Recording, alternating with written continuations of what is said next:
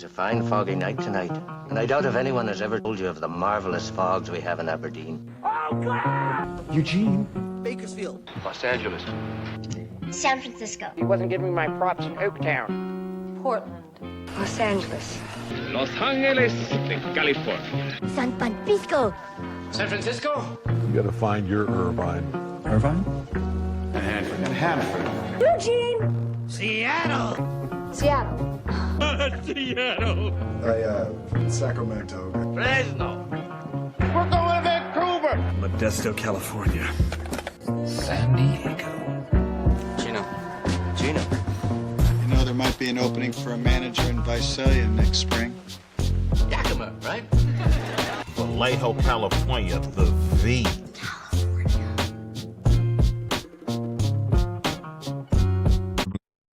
I realized I met you in 1997. That sounds about right. You came out to LA with P. Frank. Wow. Yeah. That's before ESPN the Mag. That was my crib. I just moved in there when you came by. And then That's before ESPN the Mag. Yeah. Because then I saw you at the job, and when I got the job, we went to the Bubble Lounge. Yes. You know, Yes. everybody came out. I think Tracy was still there. Tracy McGregor, Nasawan, Yes. all those people. Yes. Wow. Yeah. Welcome to the West Coast Sojourn podcast. My name is Lev Anderson, and with me, co-host Donnell Alexander. And How you doing? I'm good. And today we are joined by author Dimitry Léger. He wrote the book God Loves Haiti that you may have read a few years back, but he's got a new book out, Death of a Soccer God. And Dimitry, thank you so much for letting me muss up 3 different things in our intro. But I'm really happy you're with us. Thanks for having me. It's good to be here, guys. We're going to talk about your books in a minute with the emphasis on Death of the Soccer God. But it's important that we talk about something. Dimitri and I had lived in New York when 9/11 happened. And all that summer, we played basketball. He's the left-handed guy who schooled me all summer. But before we talk anything about careers or books or literature, I need to make it clear the last 3 out of 4 games out by the BQE, I kicked his ass. And I want that on the record forever. So tell us about the book. No, I'm just kidding. 3 out of 4 games. He may have scored 3 of the last 4 shots. Now, he didn't win 4 games. He may have scored 3 of the last 4 buckets. Uh-huh. Okay. I can't do this without saying that those were proud games, proud times. We still had good Achilles. And we played in was hot weather underneath choking fumes of BQE traffic. It was glorious. It was glorious. Our wives were there with our little kids, our little boys. Mine was in a stroller and yours was already kind of walking. And those were good times. Oh, it was a great time. But I have to tell you that BQE, we played right under the BQE. Yeah, right there. Atlantic Avenue at the choke point to BQE. When the planes hit the World Trade Center, I thought it was something that fell off the BQE because sometimes there'd be this enormous racket, some big piece of metal would fall, and it sounded like industrial hell. But it was the planes, one of them. Yeah. So, Wait, you guys were playing when it happened? No. Okay. We were. It was early in the morning. We were both in our respective homes. Right. I think we were Monday, Wednesday, and Friday. It was Wyatt was just started school. You don't remember? Maybe you remember. I don't know. But it was election day. It was the primary, the Democratic primary, or was it all of them? And they had to redo the vote. Okay, I remember that. Okay. Yeah, Mark Green would have been mayor, and Mark Green's mayor. It's a different New York story. I think. That's true. That's true. Wow. I think about that all the time. We can't have this conversation. We're going to talk about your book. When New York is winning, New York is an amazing place. And you're a little bit of a Knicks fan, right? Just like that much? It's astounding to be living here with an invincible Knicks team thriving. The Knicks are throttling anybody by 20 points every night. It's like the most insane thing. It's amazing. It's amazing. You keep wondering. That's the one team New Yorkers agree on. Like the Yankees is not the biggest team in town because there's the Mets. The Giants is not the biggest team in town because there are the Jets. They split votes. most of his time is probably 70-30 Yankees, 70-30 Giants, Jets, Yankees, Mets. But basketball-wise, 110% Knicks. I have a soft spot for the Brooklyn Nets because I grew up down the street from their stadium. I live down next to their stadium right now. But most of the city is still 99% Knicks. And right now, the city is walking on air. I have a theory that New York bonds to the Knicks so much because you have to be a masochist to live there. And they just love the misery. And when the Knicks start winning, there's just going to be chaos. People won't know how to live anymore. It's really something. I root for another team that never wins, a team called Arsenal in the English Premier League, and they just won a championship yesterday for the first time in 22 years.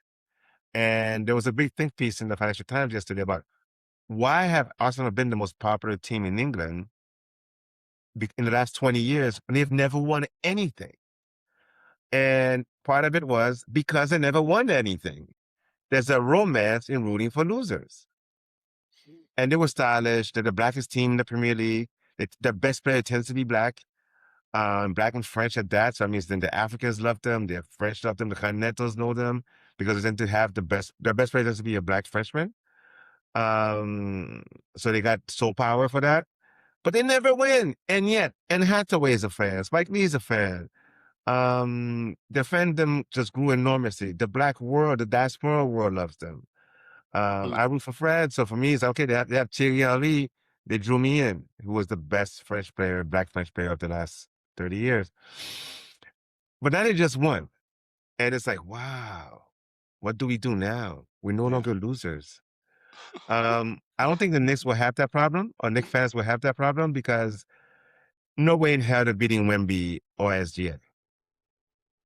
I'm gonna argue with you a little bit. I know. I'm gonna sound like a homer, but it may be one of those things where Arsenal. I didn't believe Arsenal would win till they finally won. I thought it was gonna slip away.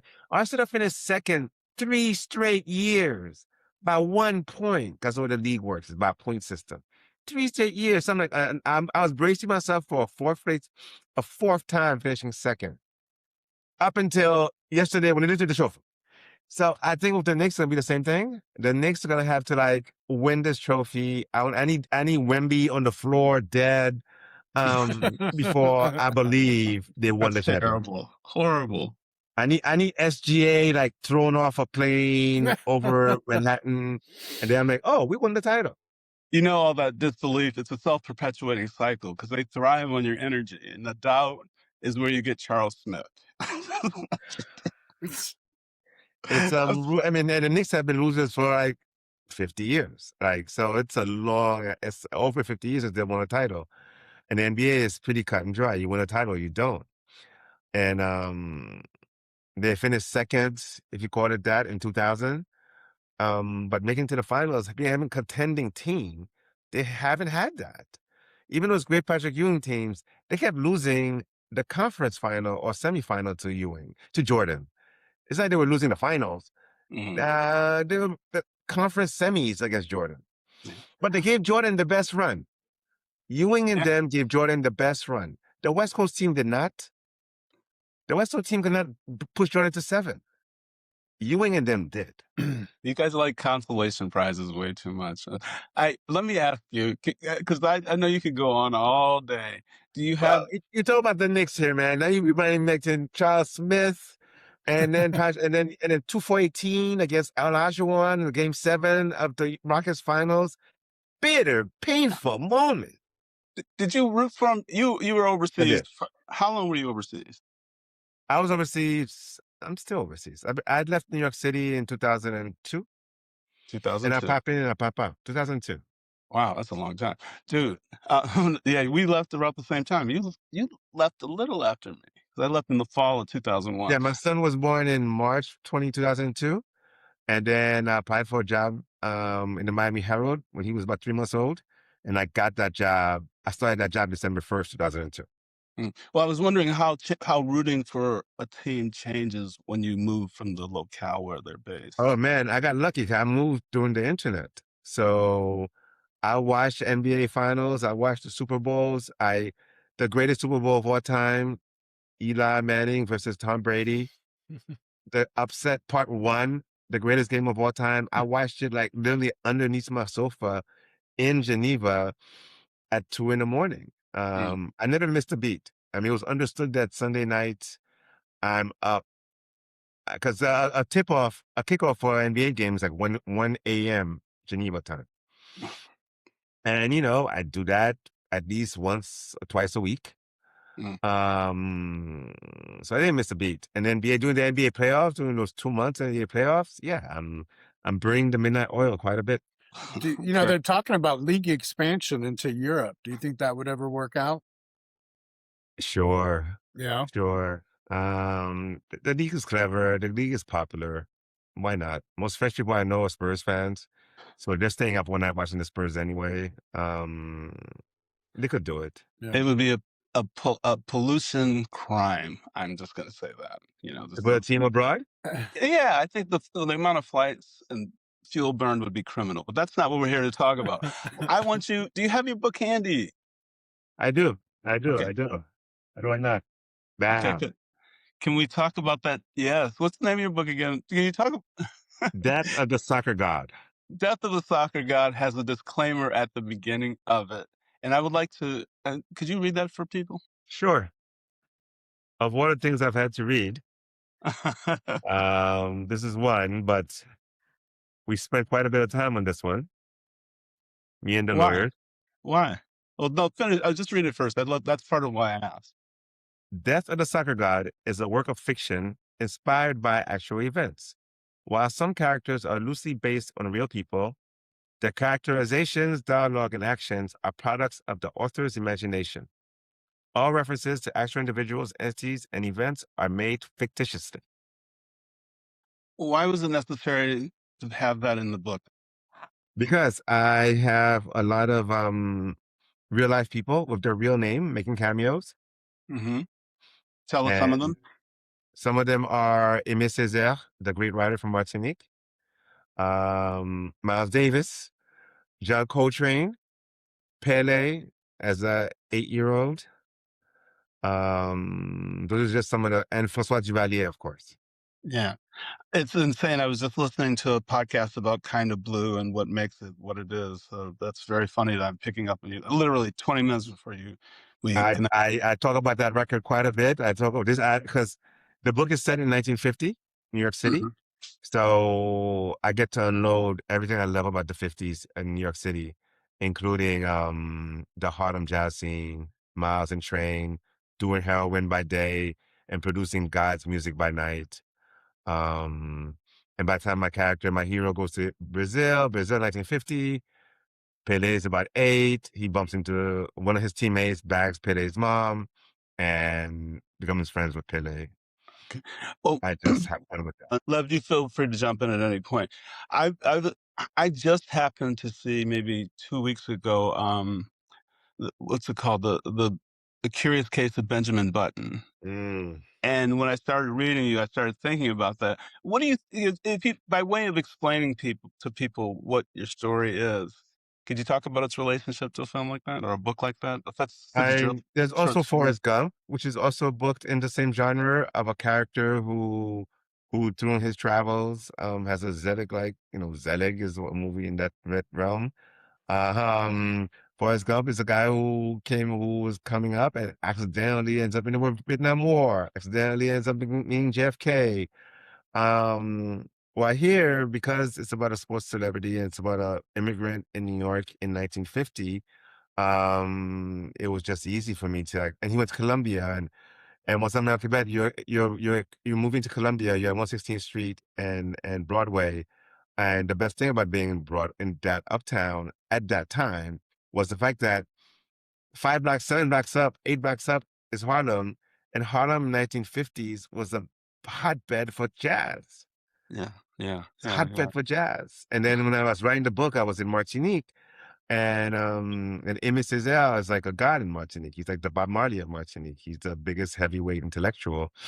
The airport's named after him. He was the mayor for 50 years of the capital, Port-au-Prince. And then through going to conferences based on him, I discovered that he went to Haiti in 1948. It's not a short leap to imagine him at my man's wedding in 1950 and giving the young man some advice about politics and being black and militant. Mhm. Yeah. You, we haven't even confirmed, but you were born in Haiti. I was born in Port-au-Prince, Haiti in 1971, yeah. And I moved to New York when I was 1. Okay. And then we went back to Haiti when I was 8 after my parents' divorce. And my dad had custody, so I moved back with my dad. So we had a boys' playpen from ages 8 to 14, and it was glorious. And my dad was a soccer star, was a retired soccer star. So this period, the 50s, was his period. In fact, the hero of my novel, was born in the real life person was born in 1924. My dad was born in 22. So this Haiti and New York and soccer passion I'm writing about from the 40s to the 50s, my dad lived it. That's why the book's dedicated to him. Because even in real life, this Haitian soccer player goes to New York, plays for America, scores a game-winning goal against England for the U.S. in the World Cup in Belo Horizonte, Brazil. And I read about this. I'm like, oh yeah, my dad told me about this story. And I could write a novel imagining what it felt like viscerally to move to all the stages this guy went through in his life. From coming from Haiti, going to New York, getting tapped to play for the Americans, the locker room, the trip, the boredom between practices and between matches, and then the great game and playing the strategy and scoring the goal. I could imagine what that would be like. The stakes of getting caught in the whirlwind, following your passion and getting caught on a mission to go on the World Cup and play a game for a country that's not even your own. I could imagine the passions and the pressure to perform, and also how you keep connection with your roots. How do you keep connection to your roots when you become a brilliant American and you're from Haiti? Why do you keep connection to your roots when everybody's calling you a genius? Because you still have to put on pants like normal people, sleep like normal people, and keep your girl happy like normal people. But everybody thinks you're a genius. How do you do these things? And that's what the novel ended up becoming about. And that's what the novel's about. Because he is a soccer god, but you know what? Even if you're a god on earth, you still have to deal with earthly things. Keeping mom and dad happy, keeping your girl happy, and performing for your boss. Okay, so I want to talk about your 2 books here. When I knew you, the last job I remember you having was with Time Inc. You know, those publications, that kind of writing. Yeah, I was at Fortune magazine. Yeah. Yeah. And when you went overseas, I know because you were in Europe for a long ass time, 15 years. I don't know how long. 20 years. Yeah. So how did that affect how you perceived milieus you're writing about here, Haiti and New York City in that time? You would have written different books if you had never left? Probably not. I was always Really? going to write about Haitians. I was writing about Haitians and Haitian passions, Haitian love stories. I basically am writing crazy Haitian love stories. I always was going to do that. Moving to Europe made it easy in a way because I became a father. That became a big central thing because then I'm not writing these stories to entertain myself. I'm doing them to pass on a vision of Haiti and Haitians to my kid. Okay. Haitian sense of humor, Haitian passions. I'm educating these kids about that. So that added a level of motivation and perspective to the mission of my writing. And also the simple fact that you're sitting there in Central Europe where I lived, in Switzerland, all these tiny countries, Switzerland, 10 million people, Sweden, 10 million people, and I was married to a Swede. These tiny countries, the tiny 10 million people, these tiny countries, the pride Europeans have for their countries is huge. It's huge in a way that we can't even imagine how proud Europeans are, how nationalistic they are. And something about rubbing shoulders with it every day made me nationalistic. I was like, oh, my country's 10 million people. It's dope too. So I became more Haitian the longer I lived in Europe. Okay. You didn't I pick up became the... more American the longer I lived in Europe. I'm sitting there, I'm like, oh, you guys think you're all that. We just elected Obama. And people are caught up in the Trump backlash to Obama. Obama still happened. Europeans have been around. These countries are like 1,000 years older than America. Right. They've had black citizens longer than America's been existed. Mm-hmm. They barely have any black mayors. They can't bring themselves to vote for a black dog catcher. We elected Obama twice. Yeah. 70 million people voted for him twice. So I became more American, more Haitian, more proudly American and Haitian the longer I lived abroad. And that also, you feel it through my book, especially this book. I love the idea of the black dog catcher, though, because if you can't get that job, you can't get any job. So when Obama won, they wrote all these op-eds saying, damn, this is amazing that America did this, and they love Obama. And at the same time, they wrote all these op-eds saying this could never happen here because we're too racist. Okay. And everybody wrote the same op-ed in London, in Paris, in Belgium. Everyone on the same op-ed. We have the same percentage of non-whites in our country. We have the same percentage of blacks. America only has 13% black. France has that easily.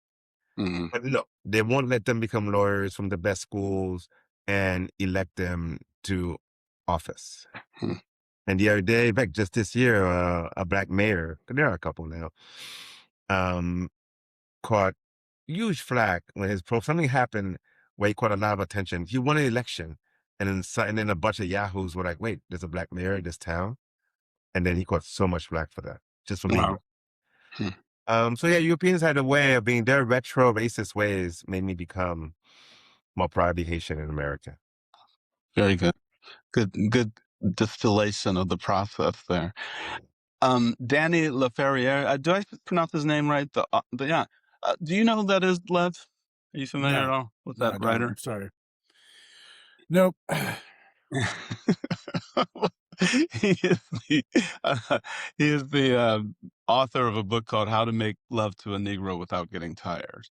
And he's Canadian, French Canadian. I don't know how you beat you to that book. That book title should have been yours, but it feels like you're still writing that book. Hey, you got the sequel, dude. I think I want to mention that you mentioned that he's an influence, and it's true. I referenced that book. I didn't reference it. I used it when I was doing the rewrite of Ghetto Celebrity, my first book. I read it and tried to get what he had into it. You know what I mean? I had seen the film as a young teen, like at 15 or so. I saw it on Showtime. I didn't really get it, but I thought it was audacious, And I was like, yeah, we could never do that here. A book like that. This is the early 80s.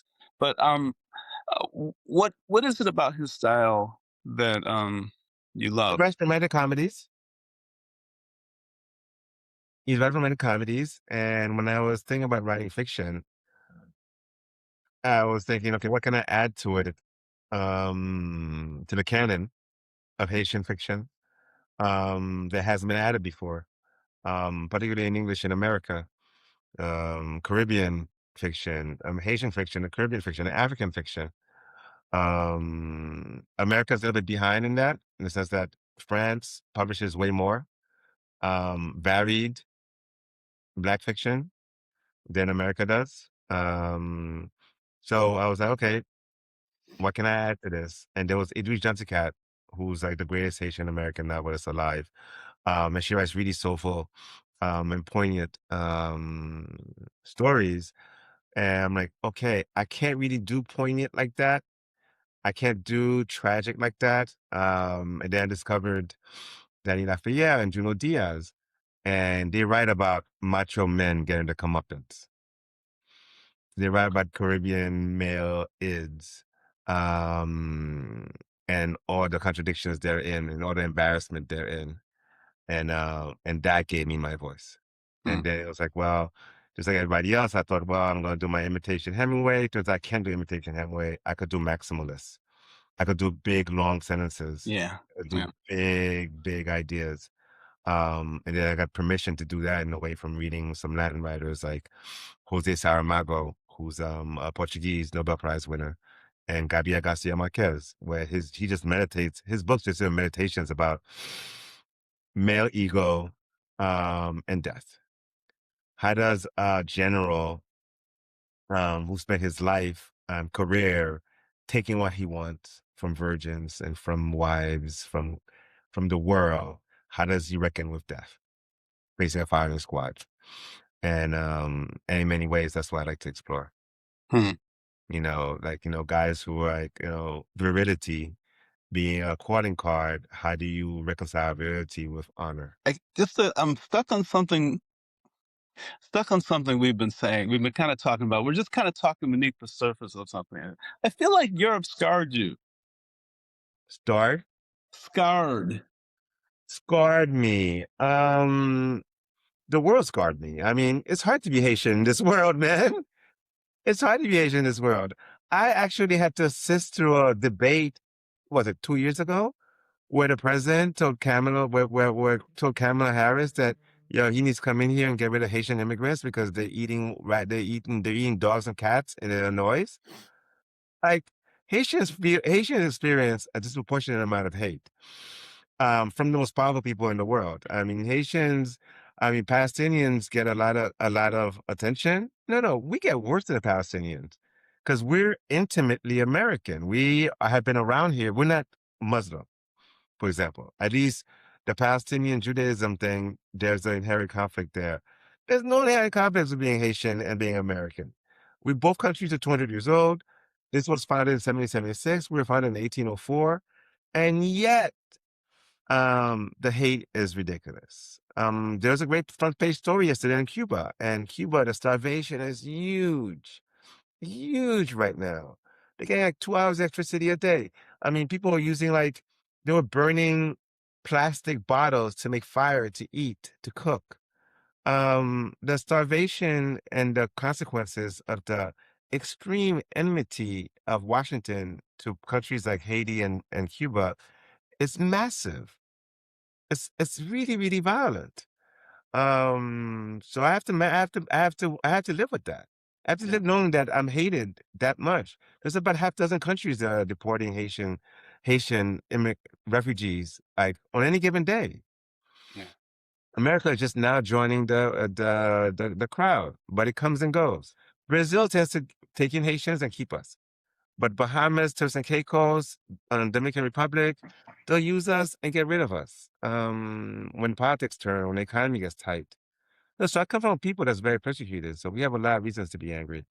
And so making fun of that, to laugh and keep from crying is what I try to do in my books. I was going to say am I going to be called racist? But I said it's very Jewy of you. I mean, persecuted people is no persecution. Making jokes. I mean, it's not even Jewy. I mean, you could say shit. Two great books that inform my voice. Miles Davis's autobiography and Malcolm X's autobiography. Persecuted peoples know how to make art. Miles Davis hated white people. He did concerts with his back turned to the audience. Fuck y'all. I'm creating beauty, but I don't have to make eye contact with you. Miles Davis had to live these contradictions. All right. Okay, I'm just going to push it a little bit more here because I feel like there was a degree of optimism to you before you left that has been undercut. We were kids, man. We were kids, man. I have kids out in this world. They're Haitian, they're American, they're Swedish. And I'm 20-somethings. My son looks like Trayvon Martin. Like, yo, there's shit to worry about. 25 years ago, I had a newborn. Turns out kids are super easy from ages 0 to 1 to 10. After 12, after you get a son has an Adam's apple, you're sleeping lightly. So yeah, we're kids now. It's like 25 years now, 30 years. So I got kids out in the world. They're adults. They got some of the stuff I dealt with. I got to prepare them. I give them a sense of humor about it, and give them tools to navigate it. So you've been out of the country for half your life, right?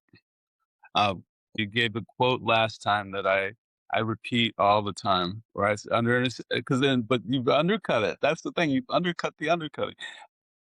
I asked you, under any circumstances, would you consider coming back to the United States? You were in Martinique, and you said, Donnell, that is the stupidest question you've ever asked me. And Because I hate the fact that it implies there's a long list of stupid questions up before. So he's doubling down on the stupid now. So that's my dude. That's my dude. That's my dude. Because Donnell's a bit like, Saving Private Ryan. Donnell's on D-Day. We playing D-Day all often. Yeah. Well, I kind of care about why you came back, but also, how do you see this? And what's it like coming back when it's so shitty in terms of the government? Well, Americans, you're quite American. You're Mr. Ohio, and you're quite American. Americans seem to think airplanes you get one flight. You get one trip to Europe in your life. You get one trip to the Caribbean in your life. You get vacation, and that dream vacation, you take that flight once and don't do it again. Dude, airplanes exist for a reason. You could come and go as you please. I have a book to publish in America. It's good to be in America when I'm publishing this book. It's good to reconnect with the publishing community. It's good to go to bookstores. It's good to connect with my peers, go to National Book Awards, the PEN Awards, and connect with my peers in the literary fiction world. And a good way for my publishers to know I'm up the street. I'm not on the beach somewhere or on the Alps. I did that before. Now it's like business reasons, you have to be here. And the most important immigrant reason. perspective on America is very important that you keep this in mind. I'm an immigrant. America is the world's biggest ATM machine. So you come to America to make money, so you can go back home and live well. I don't know. That's what all immigrants are doing here. We're not saying you're trying to be like own Plymouth Rock. We're going to like get some green off Plymouth Rock and go home. I think you mostly are there just to see the Knicks in the right time zone. There's also that. Fall in New York is wonderful. Spring and summer in New York is wonderful. The winter was awful. I had to dig out snow. Like, we had an 8-inch storm. Then we had a 24-inch storm with like 24 hours warning. It was awful. I had to wear sweatpants and jeans. I had to buy like Sora boots, like these snow boots, so I could walk to the subway because it was so icy and dangerous. I forgot what the kind of winter was like. Re-experiencing America, the 4 seasons of America has been really something, because winter here is awful. Fall is stylish. There's a cultural event every night, but winter was awful. Yeah. And Trump is president, and ICE is in the thing. Before coming back, my family was like, "Why are you coming back?" My passport says born in Haiti. At JFK at the airport, they decide to just deport me. Like, being here means, in the era of ICE, means you're paranoid. You may have an American passport, and for the record, I have one, but they're working fast to like get rid of me despite this. Naturalized citizens are going to be next. No, when do you come? The question you're asking is like, why come back to America when they're actively trying to get rid of you, trying to exterminate your people?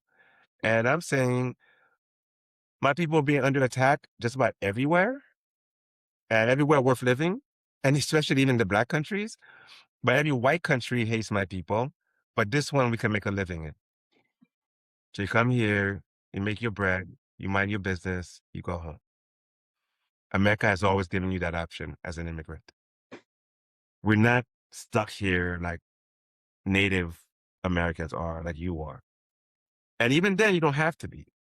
But Americans seem to feel they're stuck in America. America's the only option in the world. Well, it's not. W.E.B. Du Bois got fed up and left. Died in Ghana, buried in Ghana. If Malcolm X had lived long enough, he'd be in Ghana now too. Or maybe Saudi Arabia. America is an option